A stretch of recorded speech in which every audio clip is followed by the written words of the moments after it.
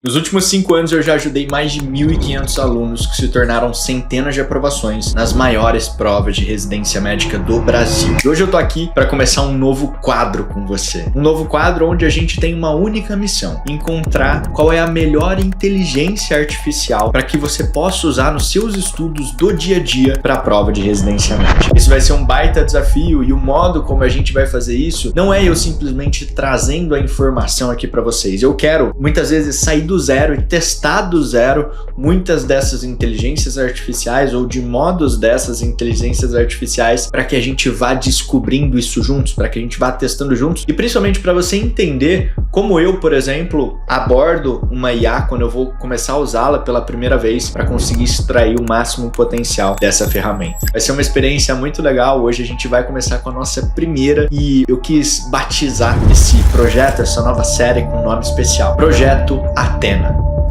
Athena é a deusa da sabedoria, da estratégia, nada melhor do que chamar Projeto Athena para simbolizar tudo isso. E aqui a gente tem um grande desafio para iniciar essa nossa série, que é a gente entender onde é que a gente está hoje no quesito de inteligência artificial e geração de resultado de estudo propriamente dito. Porque saiu um artigo do MIT, de 200 páginas, onde a grande tese desse artigo era de que a inteligência artificial estaria emburrecendo as pessoas. Elas estariam deixando de pensar. E à primeira vista, ao ver esse estudo, ao ver esse artigo, isso é muito preocupante. Porque, cara, será que de fato a gente está caminhando para uma era onde as pessoas vão pensar menos? E essa inteligência que se torna cada vez mais inteligente vai deixar a gente cada vez mais para trás? Só que uma coisa muito interessante precisa ser flagrada quando a gente está falando de inteligência artificial e principalmente produção de conhecimento. O que acontece na realidade da absoluta maioria das pessoas? A absoluta maioria das pessoas, quando usa uma IA, busca respostas prontas, conhecimento que é simplesmente exposto diante dela, e essa passividade na hora de adquirir um conhecimento, na hora de solicitar uma função, essa passividade faz com que, de fato, o conhecimento que é exposto não seja, de certa forma, bem sedimentado, solidificado na mente dessa pessoa. E assim que a absoluta maioria das pessoas usam a IA,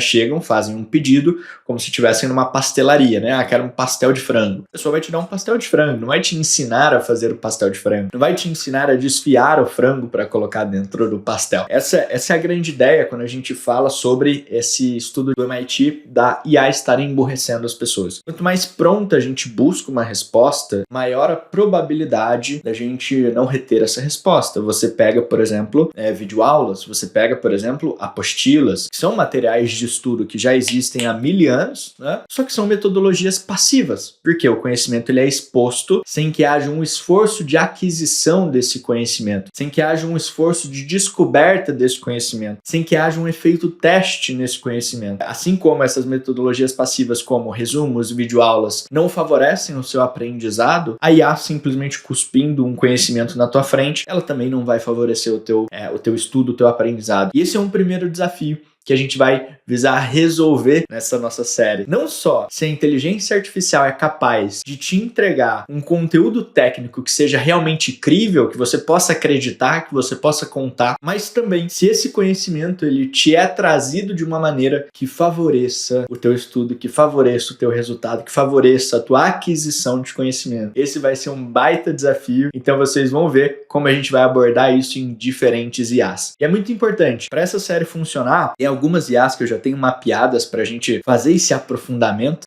fazer essa testagem em conjunto. Mas, se você tiver alguma IA que tem muito interesse que eu faça esse react aqui, usando, buscando, testando junto contigo, eu quero que você mande aqui nos comentários qual é a IA que você quer que eu analise na sequência. Fechado? Sem mais delongas, bora para o nosso primeiro episódio do Projeto Athena. E hoje eu separei o queridinho de vocês para testar, mas de um jeito diferente. Hoje a gente vai testar o ChatGPT.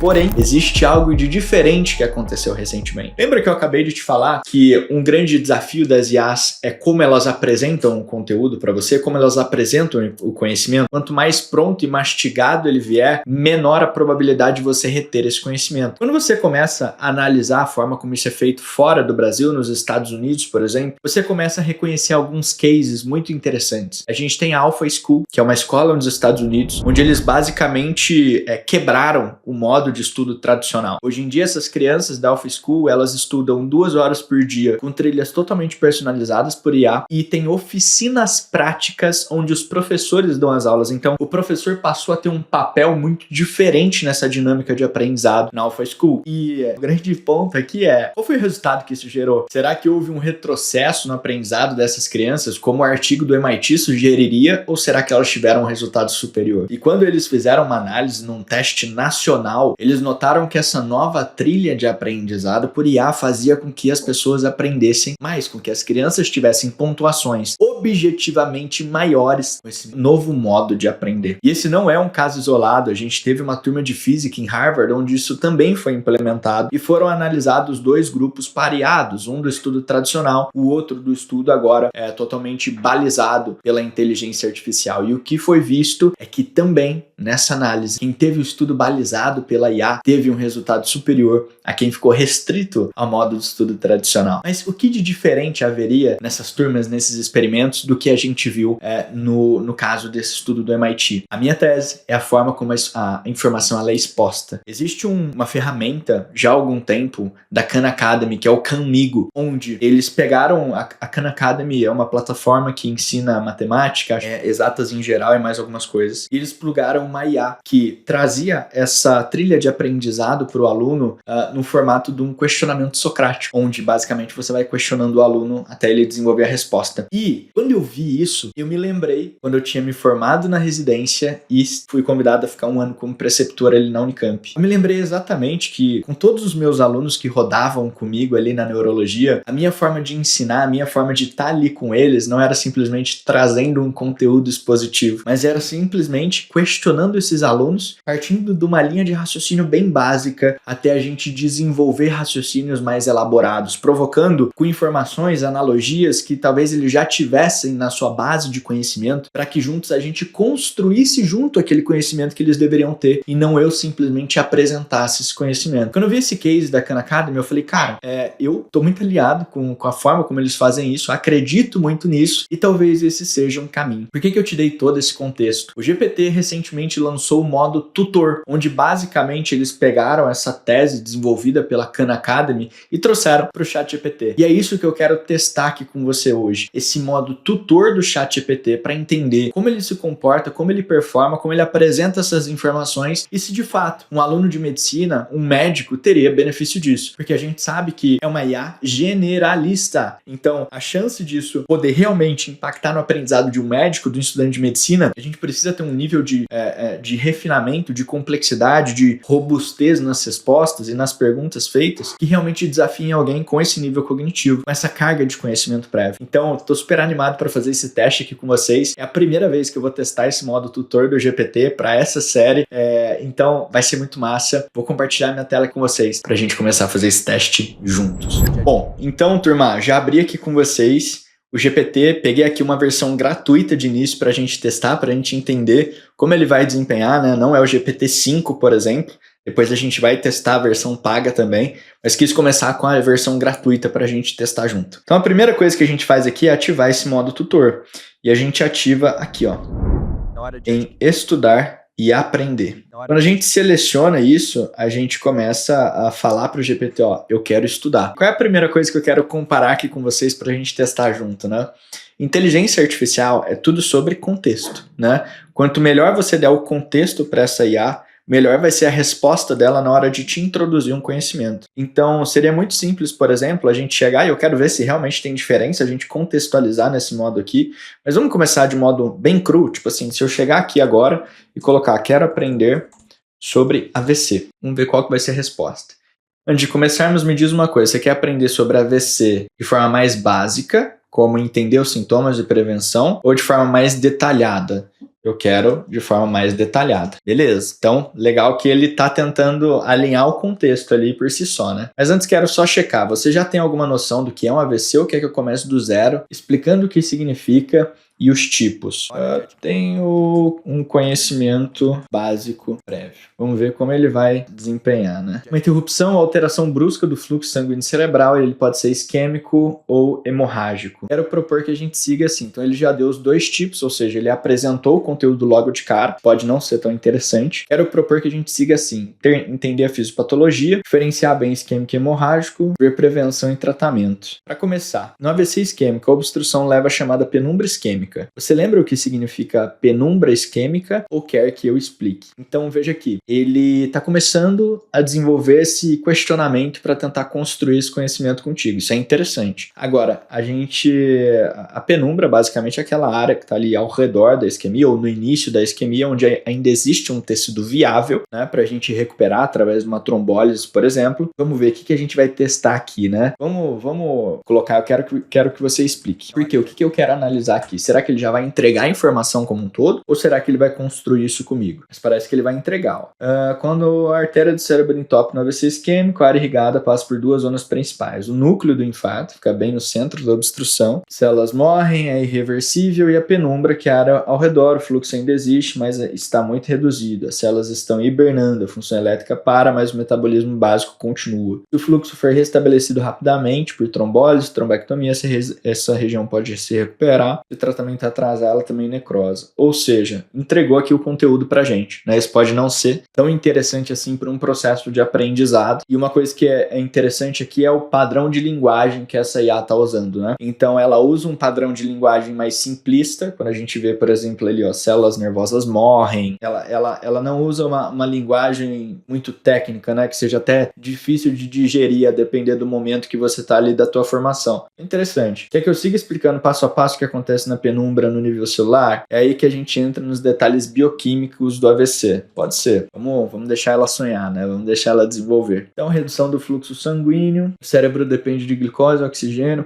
desbalance iônico. Então, de novo, entregando aqui bastante conteúdo, né? Um resumo rápido para liberar. Então, tá entregando um macetinho aí de raciocínio. Isso é interessante, né? Então, qual que é a grande ideia? Toda vez que a gente está adquirindo um conhecimento novo, a nossa capacidade de pegar um bloco de conhecimento, condensar isso e ordenar de maneira objetiva, num passo a passo claro na nossa cabeça, isso faz com que a gente consiga lembrar de modo mais facilitado daquilo. Só que isso acontece muitas vezes porque a gente ativamente está envolvido nesse processo de quebrar esse conhecimento em etapas claras, ordenando esse conhecimento em etapas claras. Quando isso já é entregue pela IA, de novo, como está aqui, isso ajuda na compreensão do que a gente está vendo. Então ele simplifica todo um fluxo de conteúdo que ele botou ali diante da gente. Agora, será que essa é a melhor alternativa para ensinar um aluno no quesito dele não só compreender, entender, mas ele realmente aprender aquilo, ele absorver aquilo?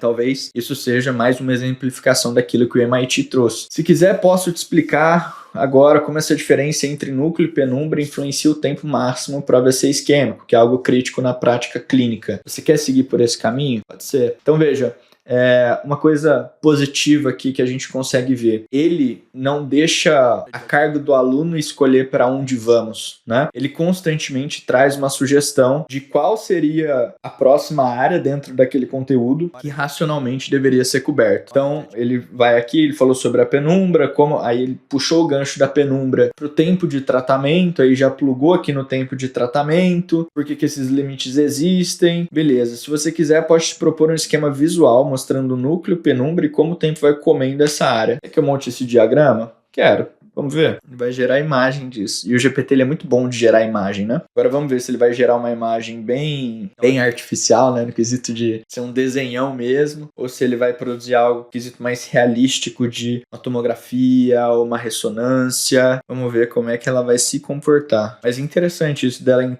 entregar diagramas, né? Embora a gente saiba que o estudo através de desenhos e imagens seja uma metodologia de baixa utilidade, né, turma? Então tem muito aluno que às vezes chega para mim e fala: Thiago, eu gosto de fazer mapa mental, eu gosto de desenhar porque isso me ajuda a me localizar melhor dentro do conteúdo. E assim, é comprovadamente uma uma metodologia de baixa utilidade. Então sempre, o que eu oriento os nossos alunos em relação a isso? Cara, você gosta de fazer? Ótimo, mas é de baixa utilidade. Não faz sentido você trocar metodologias de alta utilidade, como a prática com questões, como a prática intervalada, que são as revisões, por algo de baixa utilidade, né? Então, quando é que a gente vai encaixar algo nesse sentido, por exemplo? A gente vai encaixar isso quando a gente tiver com tempo sobrando. Aí a gente pode usar esse tempo da maneira como a gente quiser. Mas aqui, ó, ele representou com um desenho o gap de tempo. Então, assim, ele representou bem o centro isquêmico e a área de penumbra adjacente, mas essa representação aqui eu acho que ficou um pouco infeliz, porque um aluno que não tem o conhecimento desse conteúdo, ele poderia entender que até 6 horas ele poderia trombolizar, por mais que aqui acima ele tenha colocado que até janela padrão até 4 horas e meia. E que aqui fala da Trombeck, entendi porque ele colocou ali até 6 horas esse gap, porque seria onde teria mais área viável, mas a gente sabe que pode ir até 24 horas. Legal, interessante. Qual que é o ponto aqui que é um gap desse modo aqui, né? Ele gerou a imagem, o ciclo de aprendizado teria parado por aí, né? Ele não volta instigando o aluno a seguir. Qual o próximo passo? Então, vamos lá. O que dá para a gente tirar de conclusões aqui de início? É uma linguagem bem simplista que ele usa, então é fácil de entender e de absorver. Não é tão simplista a ponto de desengajar o aluno dele e falar, pô, parece que essa IA tá achando que eu sou burro, né? Então, dependendo do quão simples for a linguagem, você poderia passar essa impressão. São informações diretas ao ponto, sucintas, a gente vê aqui como tempo de trombólise, são bem bullet points, né? Isso pode facilitar a digestão desse material no dia a dia, uma vez que, ninguém gosta de ficar lendo longos textos, né? Acho que a ideia de ter uma trilha por IA é justamente a gente quebrar esse fluxo de aprendizado em vários inputs ali, até dopaminérgicos, né? Que fazem a gente continuar motivado. Tipo, quando ele põe aqui que vai gerar uma imagem disso, o que isso causa basicamente no aluno, né? Curiosidade. Então isso reengaja o cara ali no ciclo de aprendizado, isso é muito bacana. Então, linguagem simples e acessível, mas nada muito sofisticado, traz boas informações até o momento, embora na imagem tenha ficado um pouco confuso, só que o grande desafio aqui é justamente que a informação, ela está sendo totalmente apresentada, não está sendo evocado nenhuma linha de raciocínio com o aluno. Então, e aqui, ó, se você quiser, te faço um fluxo clínico detalhado, desde a suspeita até a escolha do tratamento, isso deixa a visão completa. Quer que eu faça? Quero. Então, basicamente, o aluno, ele continua num processo passivo aqui de aprendizado, embora ele se envolva falando, pode falar, pode seguir, faça isso, mas ele não está construindo o raciocínio junto com a IA. Isso daqui é um red flag aqui para esse modo do GPT. A gente precisa entender se foi pela forma como eu interagi com ele de início, se daria para isso melhorar. Vamos avaliar isso na sequência, eu acho que deu pra gente ver o suficiente aqui. Beleza? Vamos abrir um outro chat. Eu quero agora testar o mesmo modo, só com um pouco mais de contexto. Abrimos um novo chat e a ideia aqui é testar isso com um pouco mais de contexto pra gente entender como ele se comporta. Olá, sou médico recém-formado, estudando para residência médica em meu primeiro ano de preparação. Gostaria de saber quais dados do meu contexto você precisaria saber para que pudéssemos extrair o melhor processo de aprendizado possível da sua função. Então, o que é a ideia aqui? Eu tô querendo contextualizar ele primeiro do meu nível cognitivo. Então, falar para ele falar que eu sou médico recém-formado, isso traz uma informação do vocabulário que ele precisaria usar, ou do quão aprofundadas seriam as informações que ele traria. E veja que, para nós, muitas vezes, é difícil conceber o quanto de contexto eu preciso dar para essa IA para que ela consiga entregar o máximo do potencial da experiência que ela tem para entregar. Então, nada mais justo que a gente pergunte. E essa é uma prática que eu tenho muitas vezes com IA. Qual é a melhor forma de te usar? Qual é o máximo de contexto que você precisa? Quais são as perguntas que você precisa me fazer antes da gente executar determinada função? Porque quanto mais você der esse contexto que ela julga como necessário para executar a função dela, melhor ela vai executar a função, né? Aí você deixa de tratar a IA como uma pastelaria e passa a atuar de um modo mais personalizado. Beleza. Qual especialidade você pretende? Quero neurologia. Quais provas? USP-RP, USP-SP e Unicamp. Pretende mais de um concurso ou focar em um? Vou focar nos 3. Nível atual de base teórica. Saí recentemente da faculdade e não tive uma formação muito robusta. É a realidade da absoluta maioria de quem sai da faculdade, né? Matérias que sente mais segurança e matérias que são calcanhar de Aquiles. Sou bom em pediatria e GO. Péssimo. Péssimo é foda, né? Mas vamos lá. E péssimo em cirurgia, clínica e preventivo. Quantas horas por dia você tem para estudar? Tenho 2 horas por dia. Você tem períodos fixos de trabalho que impactam no cronograma? Tenho 3 plantões de 12 horas na semana. Prefere estudo por questões, resumos, mapas mentais? Prefiro questões. Gosto de revisar ativamente? Gosto. Já uso algum método de revisão? Não reviso. Costuma anotar erros para revisar depois? Não anoto. Cursos online, parará. Tenho um cursinho, um banco de questões. Habilidades extras. Não tem. Ai, meu Deus. Sugerir um plano de ação adaptado, montar rotina de revisão, papapá. Se quiser, já posso começar te perguntando esses itens. Quer que eu siga por aí? Quero estudar AVC, senão ele vai começar a se perder muito, né? Então, demos o contexto. Eu já coloquei ali, quero estudar AVC. Você tem pouco tempo diário, isso é a realidade da absoluta maioria. Antes de começar, quero ver qual é o seu ponto de partida sobre AVC. Se chegar um paciente com déficit motor súbito, o que você faria primeiro? Pedir TC, ressonância, iniciar a trombólise ou examinar fundo de olho? Perceba uma primeira coisa aqui, né? O início do ciclo de aprendizado desse chat foi totalmente diferente do outro. Ele já começou com algo mais prático, mais objetivo, mais focado em perguntar o que a pessoa faria, algo mais decisivo, né? Vamos ver como o outro começou, ó. Perguntou do meu conhecimento, mas o outro ele começou entregando já o conteúdo, né? Então, beleza, ele até perguntou o que era a penumbra isquêmica, eu falei para ele explicar. Beleza, vamos responder uma certa então. Então, a primeira coisa que eu vou pedir é TC. Perfeito, você acertou o primeiro passo. Piriri, agora vamos lá. Por que não pedimos ressonância de imediato? O que a TC precisa diferenciar rapidamente? Vamos estressar ela? Vamos ver se ela entrega de bandeja? Tem problema, é justamente aí que vamos construir no raciocínio clínico. Por que não pedimos ressonância de imediato? Já entrega. TC rapidamente, já entrega o conteúdo. Então isso pode ser um yellow flag aqui, vamos colocar. Ela poderia ter quebrado isso em etapas um pouco mais simples para construir isso junto com o aluno. Mas se você quiser, podemos agora passar para o chip de AVC e critério de trombólise, mas mantendo o método questão, raciocínio e resumo rápido. Ó, você percebe que ele pegou meu contexto, que eu falei que eu gostava mais de aprender por questão. Não sei se por isso ou por uma configuração básica desse modo, mas ele estruturou aqui, questão, raciocínio e resumo rápido. Quer seguir por esse caminho? Quero. Vamos ver para onde vai? Vamos ver se ele vai continuar questionando ou se ele vai manter o mesmo vício do outro chat. No outro chat, a partir do momento que ele começou a me entregar o conteúdo, ele parou de questionar. Ele começou a só entregar o conteúdo ali. O paciente chega com fraqueza súbita em hemicorpo direita 2 horas, a TC inicial não mostra hemorragia. Qual das opções é correta sobre a conduta inicial? Esperar 24 horas para ver se melhora. Trombólise intravenosa, se não houver contraindicações. Pedir ressonância imediatamente antes de qualquer intervenção. Iniciar anticoagulação plena. Aqui seria trombólise, né, pessoal? Mas vamos errar aqui a questão para ver o que ele faz. Vamos pedir uma ressonância. Quase, mas não é C. Por mais que pareça besteira, é importante ela discordar de você, né? Porque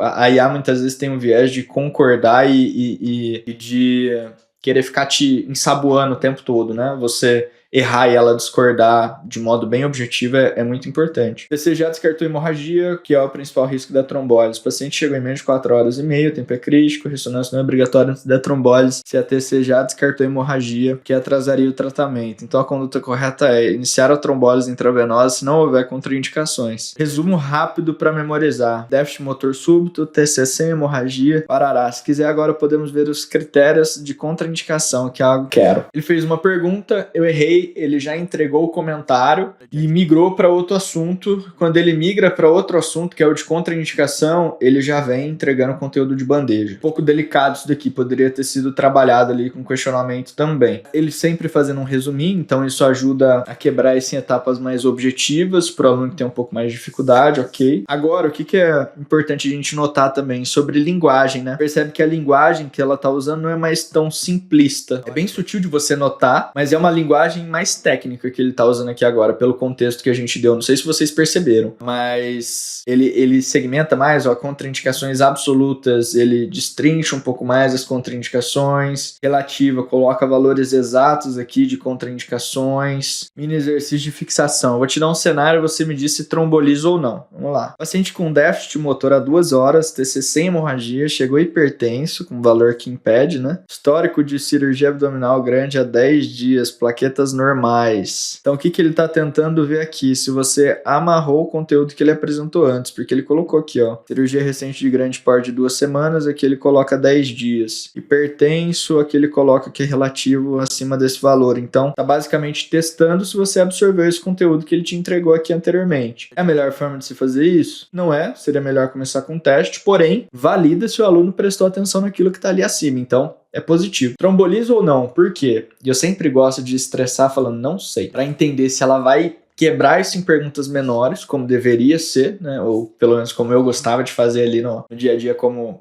preceptor ali da Unicamp, mas aqui ela cansa muito fácil, ó. Ela já entrega a conclusão para o aluno. Então assim, é um processo de aprendizado bacana, superior ao que era antes, por exemplo, de você usar um chat comum. Então, ele tá ali questionando a todo momento, mas poderia ser melhor. Se quiser, podemos agora passar para a localização do AVC e sintomas típicos. Quer que façamos isso? Qual que é a ideia aqui? Eu acho que já testamos suficiente a versão gratuita. A ideia é que é um ciclo bacana, mas não é tão provocativo no sentido de construir o raciocínio com o aluno. Traz questionamentos pontuais para solidificar um conteúdo que foi entregue de bandeja antes. Então, é positivo, porém poderia ser melhor, e desiste muito fácil do aluno preguiçoso. Eu acho que esse é um ponto importante de levantar quando a gente está num processo de aprendizado. Vocês têm preguiça, vocês querem procrastinar, eu também, né? Então, quanto mais a IA ela for blindada esse processo de preguiça, entre aspas, e conseguir engajar esse aluno, melhor. Eu acho que esse é o grande desafio das IAs, né?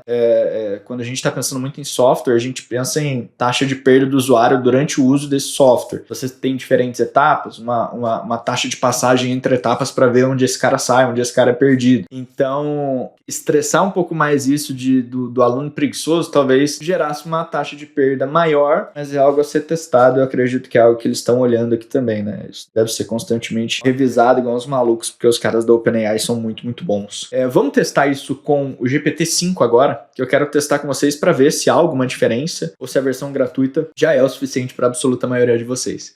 Bora lá? Então, bora lá, turma. Aqui a gente tá no modo Pro. Vê que tem até o modo agente aqui diferente, né? E agora a gente vai aqui em estudar e aprender. Bora lá. Vamos começar no modo contextualizado direto, né? Porque senão o nosso vídeo vai ficar muito grande também. Sou médico recém-formado. Vamos ver se as perguntas mudam, se são as mesmas. Situação atual. Eu acho que eles fazem as mesmas perguntas aqui de contexto, né? Então, perceba como o contexto da IA ele é constante, né? Neurologia, novembro.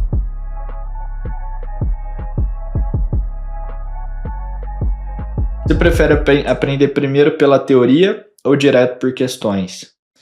Não sei o que é melhor.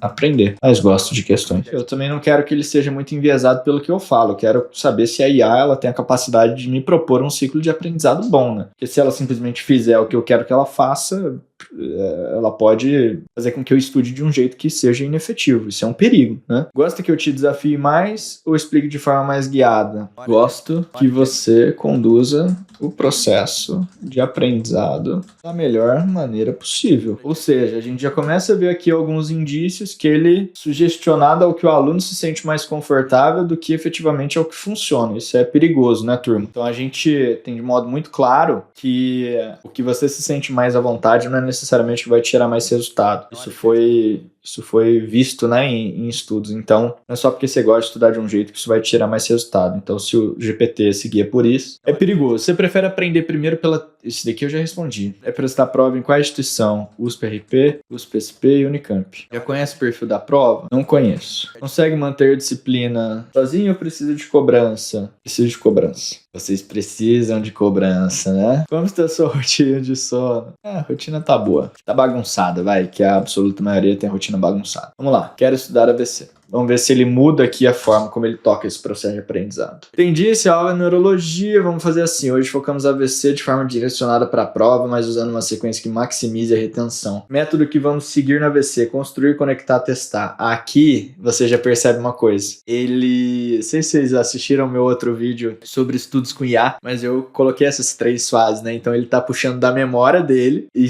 olha só que bizarro, né? Porque aqui é o meu login Pro. Ele tá puxando da memória dele a forma como eu construí o conhecimento antes. Então, no teu, talvez ele se comporte diferente. Mas isso sugestiona novamente que ele tá muito mais vulnerável aos gostos do cliente do que o que de fato funciona. Se a prova disser que o paciente apresentou déficit súbito em hemicorpo direito e afasia, sem trauma prévio, qual a primeira hipótese diagnóstica que você levantaria? AVC. Perfeito. E como você já sacou rápido, vamos avançar. Aí ele coloca as 3 fases aqui, que eu até coloquei no prompt num vídeo anterior nosso. Se um paciente chega com déficit súbito máximo de início mais FA conhecida, fibrilação atrial, né? Qual subtipo de AVC isquêmico é o mais provável? Vamos estressar ele com não sei, para ver se ele quebra isso em etapas menores?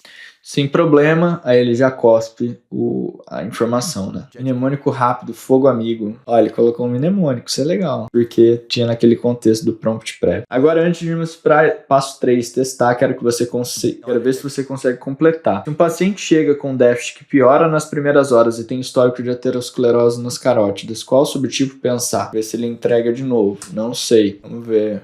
Aterotrombótico, sim, mas ele entrega muito conhecimento, né? Se quiser, já podemos entrar no testar com 3 questões de AVC, que eu quero ver também aqui agora. Qual é a abrangência do quanto ele vai abordar esse conteúdo? Vou responder tudo com A. C, porque ele comenta rápido. A, B, aterotrombótico. E você percebe que provavelmente são questões do que ele acabou de falar, né? Qual subtipo de AVC isquêmico? ECG com FA, são as...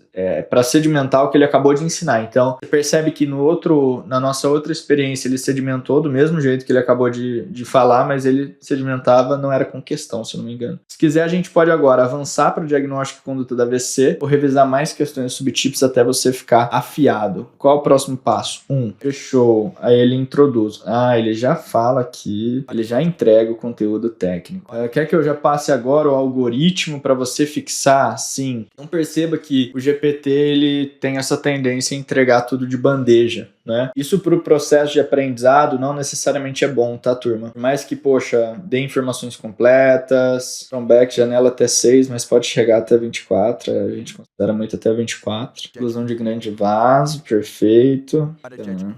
Tempo é cérebro, milhões de neurônios mortos. Se quiser, no próximo passo, posso montar uma bateria de questões para testar seu raciocínio. Isso é positivo, né? Então, por mais que ele entregue muito conteúdo pronto, ele está sempre te instigando a fazer questões. E questões do conteúdo que ele acabou de te apresentar. Então, vamos respondendo tudo A também para ver como ele vai se comportar. Ele não quebra, tá vendo? Raciocínio em etapas menores. Acho que esse é um grande desafio que a gente está vendo aqui. Mas assim, ainda assim é muito superior ao que a gente via previamente, né? Tá, então ele faz a tabela aqui, comparativo. Legal.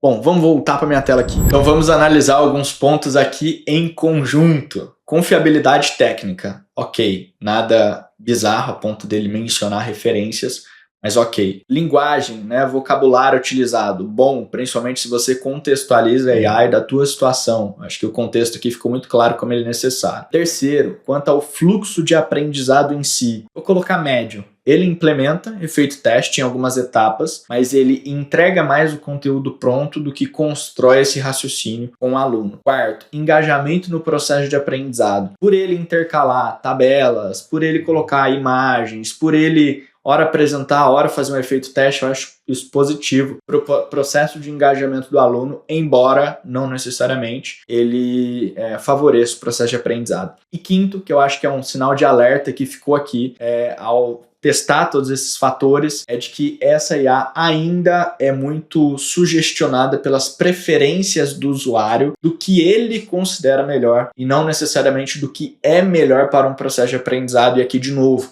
a gente precisa ter muita clareza quanto a isso, porque não é tudo que você gosta que te faz aprender melhor. Principalmente em ano de preparação para a prova de residência médica, a gente precisa ter essa visão de que, cara, pode ser que seja desconfortável, mas se me faz aprender melhor e ter um resultado superior, eu vou optar pela opção que me faz aprender melhor e ter um resultado superior no final do ano. E aí, quando eu não tiver a pressão de resultado e eu tiver tempo disponível, aí eu posso estudar do jeito que eu quiser, sem nenhuma preocupação quanto a isso. Mas em ano de preparação, a gente precisa ser tempo efetivo. Se esse vídeo fez sentido para você, se você curtiu esse novo formato, esse novo quadro, essa nova série que a gente está inaugurando aqui, deixa seu comentário aqui embaixo. Se tiver uma próxima IA que você queira que eu avalie aqui nessa nossa série, o Projeto Athena, deixa aqui embaixo também. No mais, se inscreve no canal e não perde o próximo vídeo. Um abraço e até mais.